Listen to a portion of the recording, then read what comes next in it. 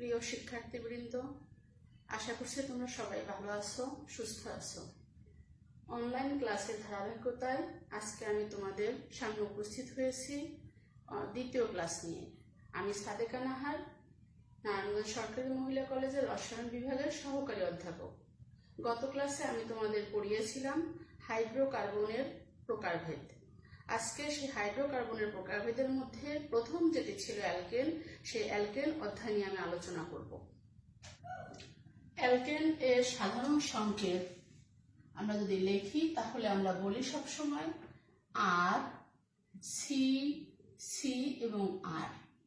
অর্থাৎ এর যদি আমরা আর প্রকাশ করি, এই আর দিয়ে আমরা আসলে কি বোঝাতে চাই সেটি আমাদের একটু জানা উচিত। এজন্য আমি প্রথমেই তোমাদেরকে বলতে চাচ্ছি যে অ্যালকেন হতে একটি মূলক তৈরি হয়, যে মূলকটির নাম অ্যালকাইল মূলক। তাহলে আমরা প্রথমে বলি অ্যালকাইল মূলক কাকে বলে।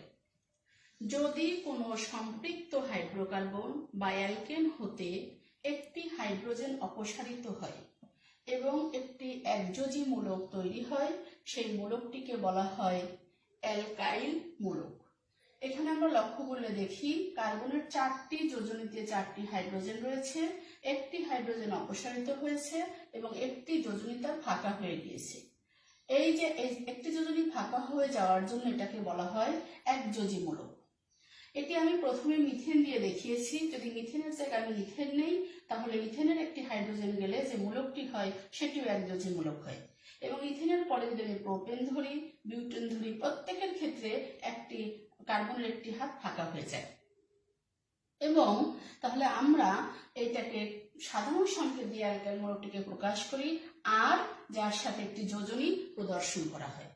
এটাকে আর দিয়েও যেমন দেখানো যায়, তেমনি অ্যালকেনের যে সাধারণ সংকেত CnH2n+2, এই এর থেকে একটি হাইড্রোজেন চলে গেলে অবশিষ্ট থাকে CnH2n+1 এবং একটি যোজনী ফাঁকা দেখানো যায়, তাকে দিয়েও অ্যালকাইল মূলক দেখানো যায়। এজন্য অ্যালকাইল মূলক আসলে অ্যালকেন থেকে এন বাদ হয়ে যায় এবং তার সাথে আইল যোগ হয়, যেটাকে আমরা বলি অ্যালকাইল। কখনোই যেন এমন না হয়, আমি যখন হাইড্রোকার্বনের প্রকারভেদ পড়াতে গিয়েছিলাম তখন আমি তোমাদেরকে পড়িয়েছিলাম অ্যালকিন অসম্পৃক্ত হাইড্রোকার্বন এবং অ্যালকাইন অসম্পৃক্ত হাইড্রোকার্বন। অ্যালকাইন অসম্পৃক্ত হাইড্রোকার্বন আমরা যখন তোমাদেরকে পরীক্ষায় বলি যে অ্যালকাইল মূলক কাকে বলে, তখন তোমরা কি করো, বলো যে ম্যাডাম শব্দটা তো ভুল হয়েছে, হবে অ্যালকাইন। আসলে অ্যালকাইল মূলক তৈরি হয় অ্যালকেন হতে, আর অ্যালকাইন হলো একটি অসম্পৃক্ত হাইড্রোকার্বন। এই জিনিসটা আমাদের পরিষ্কার থাকা উচিত। অ্যালকাইন একটি যৌগ আর অ্যালকাইল একটি একযোজী মূলক। এখন আমরা আসবো এই অ্যালকেনের হাইব্রিডাইজেশন বা সংক্রায়ন। এই হাইব্রিডাইজেশনটা অ্যালকেনের আমাদের জানা দরকার, এই জন্য যে অ্যালকেনের হাইব্রিডাইজেশন প্রথমে আমরা জানি কার্বন দ্বারা গঠিত যৌগসমূহকে অর্গানিক যৌগ বলে, সেহেতু আমরা যেটা পড়ছি সেটা হলো অ্যালকেন এবং সেখানে কার্বন হলো প্রধান মৌল। এবং আমরা সবসময় এটাই তোমাদেরকে ফার্স্ট ইয়ারে শিখিয়েছিলাম, সংকরায়ন যখন ব্যাখ্যা করা হয় কেন্দ্রীয় মৌলের সংকরায়ন ব্যাখ্যা করা হয়। যখন স্বাভাবিকভাবে দেখি কার্বনের যোজনী হলো 2, জৈব যৌগে কার্বনের যোজনী থেকে অধিকাংশ ক্ষেত্রে 4 এবং সেটি হলো 1s2, 2s1, 2px1, 2py1 এবং 2pz1, এই 4টি বিজোড় ইলেকট্রন। যখন আমরা সম্পৃক্ত হাইড্রোকার্বন দেখেছিলাম 1, 2, 3, 4, সংকরায়ন সবসময় সিগমা বন্ধনকে ব্যাখ্যা করে। যেহেতু এর মধ্যে 4টি সিগমা বন্ধন বিদ্যমান, অতএব এর সংকরায়ন ঘটানোর জন্য আমাদের 4টি মৌলিক অরবিটালের 4টি ইলেকট্রন প্রয়োজন। এখন আমরা যদি দেখি এখানে মৌলিক অরবিটাল সমূহ হলো s এবং px, py ও pz।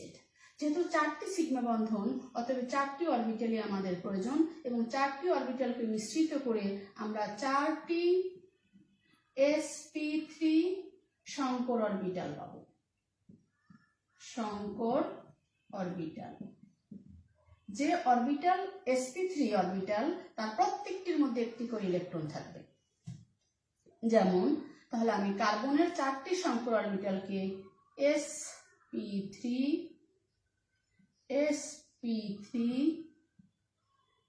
sp3 এবং sp3 হিসাবে উল্লেখ করব। প্রত্যেকটি শঙ্কর অরবিটালের মধ্যে একটি করে ইলেকট্রন থাকবে এবং এই একটি করে ইলেকট্রন। এর মধ্যে যেহেতু হাইড্রোকার্বনের মধ্যে বাকি যে মৌলটি থাকে বহিস্থ মৌলটি হাইড্রোজেন, হাইড্রোজেনের ইলেকট্রন বিন্যাস করলে আমরা দেখি হাইড্রোজেনের মধ্যে যে অরবিটালটি সেটি হলো 1s1। এই sp3 এর সাথে s অরবিটালের 1s অরবিটালের হাইড্রোজেনের এর মুখোমুখি অধিক্রমণের ফলে তৈরি হবে সিগমা বন্ধন সমূহ। এই একটি 1s এবং তার ওই ইলেকট্রনটি হাইড্রোজেনের এবং আরেকটি 1s এবং আরেকটি 1s অরবিটাল মিলে তারা 4টি যে মুখোমুখি অধিক্রমণের ফলে 4টি তারা সিগমা বন্ধন তৈরি করবে। তাহলে আমরা দেখতে পারি অ্যালকেন যে যৌগসমূহ তার সংকরায়ন হলো sp3 সংকরায়ন এবং তাদের এই সংকরায়নের মাধ্যমে আমরা হাইব্রিডাইজেশন বা সংকরায়নের মাধ্যমে আমরা একটা যৌগের কিছু জিনিস সম্পর্কে ধারণা পেতে পারি। যেমন 1 নম্বর ধারণা পেতে পারি তার আকৃতি সম্পর্কে, আকৃতি। 2 নম্বর হলো আকৃতি বলতে এখানে জ্যামিতিক আকৃতির কথা বলা হয়েছে। 2 নম্বরে হলো বন্ধন কোণ। 3 নম্বরে হলো বন্ধন দৈর্ঘ্য, বন্ধন দৈর্ঘ্য। এখন আমরা দেখতে পারি যে আকৃতির যদি 4টি যে তার বহিস্থ যে বন্ধনগুলোর মধ্যে যে 4টি কোণকে যদি যোগ করে দেওয়া হয় তাহলে আমরা দেখি তার আকৃতি হলো চতুস্তলকীয়। চতুস্তলকীয়। তার বন্ধন কোণ হলো 109 ডিগ্রি, বন্ধন কোণ 109 ডিগ্রি 28 মিনিট।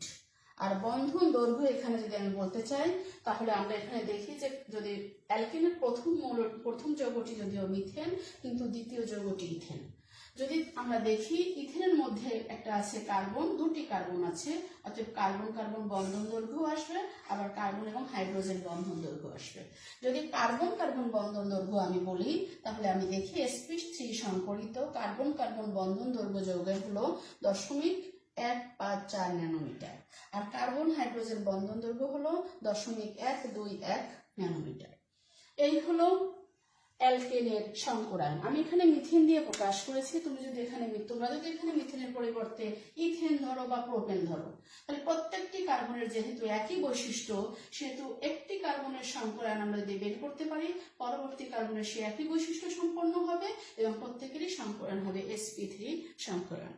আমি তোমাদেরকে এই অ্যালকেনের অরবিটাল চিত্রটি এজন্য শিখিয়েছি যে আমরা যখন অ্যালকিন পড়ব আমাদের যে প্রশ্নগুলো আমাদের আসে সৃজনশীল প্রশ্ন সেটি হায়ার অর্ডারের হয়। উচ্চতর দক্ষতার প্রশ্নগুলো সবসময় তুলনামূলক আলোচনা হয় এবং অরবিটাল চিত্র দিয়ে অ্যালকিনের অরবিটাল চিত্র দেওয়া হবে, আবার অ্যালকিনের অরবিটাল চিত্র দেওয়া হবে, অ্যালকাইনের অরবিটাল চিত্র দেওয়া হবে, দিয়ে বলা হবে উদ্দীপকে উল্লেখিত যে অরবিটাল চিত্রসমূহ আছে তাদের যৌগসমূহের তুলনামূলক আলোচনা করো। এজন্য আমি অ্যালকেনের অরবিটাল চিত্রটি প্রথমে তোমাদের দেখিয়ে দিলাম। আমরা যদি এই অ্যালকেন সমূহকে প্রস্তুত করতে চাই তাহলে আমাদের 2 রকমের প্রস্তুতি আছে। একটা হলো সাধারণ প্রস্তুতি, একটা হলো পরীক্ষাগার প্রস্তুতি। সাধারণ প্রস্তুতির মধ্যে আমাদের অনেকগুলো প্রস্তুতি আছে, তো আমি আসলে অতগুলোর মধ্যে যাইনি। তোমাদেরকে এই সহজ যে দুটি আমাদের বেশি ইম্পর্ট্যান্ট আমি সে দুটি তোমাদেরকে একটু শিখিয়ে দিলাম। যে তোমার প্রথমটি হলো ওটস বিক্রিয়ার সাহায্যে প্রস্তুতি। ওটস বিক্রিয়া বিজ্ঞানী ওটসের নামকরণ অনুযায়ী করা হয়েছে। যদি কোনো অ্যালকাইল মূলক, যে অ্যালকাইল মূলক একটু আগে আমি তোমাদের শিখিয়েছি, সম্পৃক্ত হাইড্রোকার্বন থেকে একটি হাইড্রোজেন অপসারিত হলে যে একযোজী মূলক পাওয়া যায় তাকে বলে অ্যালকাইল মূলক। তার সাথে যদি হ্যালোজেন পরমাণু যুক্ত থাকে তখন তাকে বলে অ্যালকাইল হ্যালাইড। অ্যালকাইল হ্যালাইড যদি সেম অ্যালকাইল মূলক থাকে দুইটি এবং অ্যালকাইল হ্যালাইড যদি একই কার্বন সম্বলিত অ্যালকাইল হ্যালাইড হয়, শুষ্ক ইথারে দ্রবীভূত ধাতব সোডিয়ামের সাথে বিক্রিয়া করলে হ্যালাইড পরমাণুসমূহ সোডিয়ামের সাথে বিক্রিয়া করে সোডিয়াম হ্যালাইড আকারে অপসারিত হয়। সোডিয়াম হ্যালাইড আকারে অপসারিত হবে এবং উচ্চতর অ্যালকেন তৈরি হয়। এখানে একটি অ্যালকাইল মূলক এবং এখানে একটি অ্যালকাইল মূলক মিলে দুটি অ্যালকাইল মূলক সম্বলিত এখানে অ্যালকেন আমরা পেয়ে থাকি। যেমন আমি উদাহরণ দিলাম CH3I, এটা আই বলতে বোঝাইছে আয়োডাইডকে, মিথাইল আয়োডাইড, যোগ হলো সোডিয়াম এবং আরেক মোল মিথাইল আয়োডাইড। যদি শুষ্ক ইথারের মধ্যে নেওয়া হয় তাহলে এই আয়োডিন সোডিয়ামের সাথে বেরিয়ে যায়, সোডিয়াম আয়োডাইড আকারে সে বের হয়ে যাবে এবং সাথে মিথাইল মূলক আরেকটি মিথাইল মূলকের সাথে মিলে ইথেন তৈরি হয়। এজন্য বলা হয়েছে এই পদ্ধতিতে আমরা উচ্চতর অ্যালকেন প্রস্তুত করতে পারি। তো আমরা যে জৈব রসায়ন পড়বো, নর্মালি জৈব রসায়নে অনেকগুলো নাম বিক্রিয়া আছে। এই নাম বিক্রিয়া পড়তে গেলে আমাদের 30-35টা নাম বিক্রিয়া আছে। সেই নাম বিক্রিয়াগুলোর মধ্যে আমরা অ্যালকেন অধ্যায়ে একটি নাম বিক্রিয়া পেলাম, নাম বিক্রিয়া। এই নাম বিক্রিয়াগুলো আমাদের পরীক্ষায় MCQর মধ্যে, সিকিউ এর মধ্যে বিভিন্নভাবে স্টেম আকারে আসে। এর মধ্যে প্রথম যে নাম বিক্রিয়াটি পেলাম সেটি হলো উডস বিক্রিয়া। এই উডস বিক্রিয়াটার সাহায্যে আমরা অ্যালকেন প্রস্তুত করতে পারি। দ্বিতীয় সাধারণ প্রস্তুতির দ্বিতীয় যে পদ্ধতিটি সেটা হলো গ্রিগনার্ড বিকারক হতে। এখন তাহলে প্রথমেই আমাদের একটু জানা উচিত গ্রিগনার্ড বিকারক কি। শুষ্ক ইথারে দ্রবীভূত অ্যালকাইল হ্যালাইডের সাথে যদি ধাতব ম্যাগনেসিয়াম যোগ করা হয় তাহলে অ্যালকাইল ম্যাগনেসিয়াম হ্যালাইড উৎপন্ন হয়। RX যোগ ম্যাগনেসিয়াম এবং সেই অ্যালকাইল হ্যালাইড ও ম্যাগনেসিয়াম থাকবে শুষ্ক ইথারের মধ্যে, তৈরি হয় RMgX। এটাকে বলা হয় অ্যালকাইল ম্যাগনেসিয়াম হ্যালাইড, যার নাম হলো গ্রিগনার্ড রিয়াজেন্ট বা বিকারক। গ্রিগনার্ড রিয়াজেন্ট বিজ্ঞানী ভিক্টর গ্রিগনার্ড আবিষ্কার করেছেন এবং এই গ্রিগনার্ড রিয়াজেন্ট দিয়ে বহুবিধ যৌগ তৈরি করা যায়, যেমন alkane, acid, alcohol, aldehyde, ketone. এজন্য গ্রিগনার্ড বিকারক দিয়ে যেহেতু নতুন নতুন অনেক যৌগ আবিষ্কার করা যায়, এজন্য গ্রিগনার্ড বিকারক আবিষ্কার করার জন্য ভিক্টর গ্রিগনার্ডকে নোবেল প্রাইজ দেওয়া হয়েছে। এই গ্রিগনার্ড বিকারক থেকে আমরা অ্যালকেন তৈরি করতে পারি এবং এটি একটি হাইড্রোলাইসিস বিক্রিয়া। গ্রিগনার্ড বিকারকের মধ্যে যদি পানি দেওয়া হয় তাহলে এই H অ্যালকেনের সাথে যুক্ত হয় এবং Mg এখানে OH এর সাথে হাইড্রোক্সি ম্যাগনেসিয়াম হ্যালাইড আকারে ভেঙে বের হয়ে যায়। যেমন CH3 উদাহরণ হলো, পার্টিকুলার উদাহরণ দিলাম CH3MgI, মিথাইল ম্যাগনেসিয়াম আয়োডাইড যোগ পানি, তৈরি হলো মিথেন এবং এই Mg এর সাথে পানি এর OH মিলে হাইড্রোক্সি ম্যাগনেসিয়াম আয়োডাইড অপসারিত হয়েছে। এটি হলো গ্রিগনার্ড রিয়াজেন্টের আদ্য বিশ্লেষণ বিক্রিয়া। এরপরে আমরা অ্যালকেনের করতে পারি একটি পরীক্ষাগার প্রস্তুতি। পরীক্ষাগার প্রস্তুতির মধ্যে যেটি বেশি ইম্পর্টেন্ট, তো আমি একটু আগে যেটা বলেছিলাম নাম বিক্রিয়া, তাহলে এখানে আমরা দ্বিতীয় যে বিক্রিয়াটা পেলাম সেটা হলো গ্রিগনার্ড রিয়াজেন্ট প্রস্তুতির বিক্রিয়া এবং গ্রিগনার্ড বিক্রিয়া। এরপরে যে 3 নম্বর যে পরীক্ষাগার প্রস্তুতির যে বিক্রিয়াটা পাবো আমরা সেটা হলো ডিকার্বক্সিলেশন বিক্রিয়া। ডিকার্বক্সিলেশন বিক্রিয়াটা বলতে গিয়ে আমার তোমাদেরকে একটু অ্যাসিড সম্পর্কে বলতে হবে এবং ক্ষার সম্পর্কে বলতে হবে। আমরা অজৈব অ্যাসিড সমূহ বিভিন্ন রকমের শিখে ফেলি, অজৈব অ্যাসিড, এবং আমরা প্রত্যেকেই জানি অজৈব অ্যাসিড সমূহকে আবার খনিজ অ্যাসিডও বলা হয়, যেমন হাইড্রোক্লোরিক অ্যাসিড, সালফিউরিক অ্যাসিড এবং নাইট্রিক অ্যাসিড, এসিটেট্রা, পারক্লোরিক অ্যাসিড, অনেক অ্যাসিড আছে। কিন্তু জৈব অ্যাসিড যদি আমরা বলি তাহলে আমরা সবসময় বলি যে যদি COOH মূলক সম্বলিত কোনো অ্যালকাইল মূলকের সাথে যদি R এর সাথে COH থাকে তাহলে জৈব যৌগের মধ্যে COH থাকলে তাকে বলা হয় জৈব অ্যাসিড। এই জৈব অ্যাসিড যদি সোডিয়াম হাইড্রোক্সাইডের সাথে বিক্রিয়া করে তাহলে অ্যাসিড এবং ক্ষারের বিক্রিয়া তৈরি হয় আর COONA, সোডিয়াম যে অ্যাসিড হবে তার কার্বক্সিলেট এবং সাথে তৈরি হয় পানি। এজন্য এই লবণটিকে বলা হয় এস জৈব অ্যাসিডের সোডিয়াম লবণ। ডিকার্বক্সিলেশন বিক্রিয়া হলো এমন একটি বিক্রিয়া যে বিক্রিয়ায় প্রত্যক্ষ বা পরোক্ষভাবে কার্বন ডাই অক্সাইড অপসারিত হবে। CO কার্বন ডাই অক্সাইড এখানে সোডিয়াম কার্বনেট আকারে অপসারিত হয়েছে এবং এখানে সোডিয়াম অ্যাসিডের সোডিয়াম লবণের সাথে সোডা লাইম বিক্রিয়া করেছে। সোডা লাইম বিক্রিয়ার ফলে এই সোডা লাইম বিক্রিয়া করে তোমার তৈরি করেছে এই, তুমি দেখো এখানে তোমরা সবাই খেয়াল করে দেখো, হয়েছে একটা কার্বন, এখানে ছিল 2 কার্বন, 1 কার্বন বিশিষ্ট একটি অ্যালকেন উৎপন্ন হয়েছে এবং কার্বন ডাই অক্সাইড অপসারিত হয়েছে। ডিকার্বক্সিলেশন বিক্রিয়াটা হলো নিম্নতর অ্যালকেন পদ্ধতির একটি প্রক্রিয়া। যেমন আমরা উডস বিক্রিয়া উচ্চতর অ্যালকেন প্রস্তুত করেছি, এখানে আমরা নিম্নতর অ্যালকেন তৈরি করেছি। যেমন এখানে ছিল 2টি কার্বন, যে যৌগটি শুরু করেছিলাম আমরা বিক্রিয়ক, আর আমরা যে উৎপাদ পেয়েছি তার মধ্যে আছে 1টি কার্বন।